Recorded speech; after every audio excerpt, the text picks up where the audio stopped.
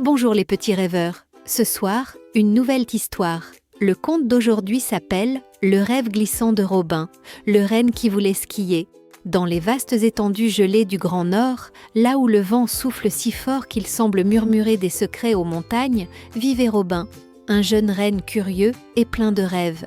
Contrairement à ses frères et sœurs qui étaient fiers de leur bois majestueux et passaient leur journée à tirer des traîneaux, Robin avait une fascination bien particulière. Il rêvait de glisser sur les montagnes enneigées, comme les humains qu'il observait parfois depuis les cimes. Il voulait skier. Chaque hiver, Robin admirait les skieurs qui dévalaient le Fompédilé les pentes. Ils semblaient joli voler, libres et gracieux, et Robin ressentait une étrange envie. Mais chaque fois qu'il en parlait aux autres rennes, il riait gentiment. « Robin, tu es un renne. Les rennes ne skient pas. Ils galopent sur la neige, » lui disait-il en secouant la tête. Mais Robin ne voulait pas galoper. Il voulait sentir le vent siffler à ses oreilles alors qu'il descendrait une pente à toute vitesse. Un soir, il décida que, moqueries ou non, il réaliserait son rêve. Robin trouva une vieille paire de skis abandonnée près d'un chalet. Avec beaucoup d'efforts, il réussit à les fixer à ses sabots grâce à des lanières qu'il avait dénichées dans un tas d'objets oubliés. Fier de sa trouvaille, il s'élança sur une colline douce pour essayer. Au début, tout allait bien. Le vent lui caressait le museau et il se sentit grisé par la vitesse. Mais très vite, les skis devinrent incontrôlables et Robin termina sa descente dans un gros tas de neige. Ses amis rennes, qui l'avaient tout suivi de loin, éclatèrent de rire. « Tu vois, Robin, ce n'est pas fait pour toi !»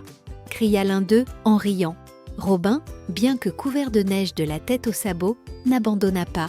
Le lendemain, alors qu'il s'entraînait maladroitement, un skieur humain le surprit.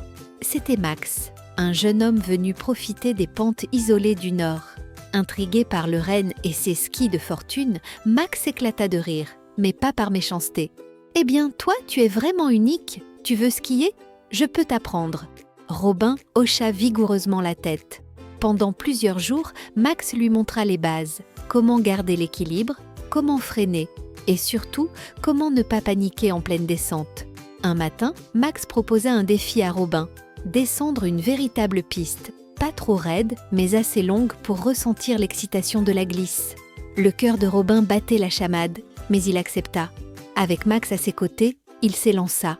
Au début, il vacilla, mais très vite, il trouva son équilibre. Le vent, cette fois, ne lui semblait pas hostile, mais complice. La neige volait autour de lui, et Robin riait de bonheur. À la fin de la descente, il s'écroula dans la poudreuse, le cœur gonflé de fierté. Quand Robin retourna auprès de son troupeau, il était nerveux. Que dirait-il ?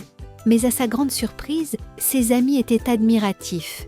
Ils avaient entendu parler de ses exploits grâce aux humains du village, qui racontaient l'histoire du renne skieur.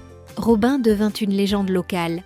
Les enfants du village venaient souvent le voir pour lui donner des carottes, et certains skieurs espéraient même le croiser sur les pistes. Mais pour Robin, le plus important n'était pas la reconnaissance. C'était d'avoir suivi son rêve, d'avoir surmonté les rires et les doutes pour découvrir la joie immense de la glisse. Et chaque hiver, quand la neige recouvrait les montagnes, Robin retournait sur les pistes, non pas pour prouver quoi que ce soit, mais pour ressentir encore une fois cette liberté unique. Parfois, suivre son rêve peut mener à des descentes vertigineuses, mais ce sont celles qui nous rendent vivants. C'est la fin de l'histoire. Si vous aimez ce nouveau conte, vous pouvez vous abonner pour ne pas rater de nouvelles histoires. À très bientôt pour un autre moment enchanté.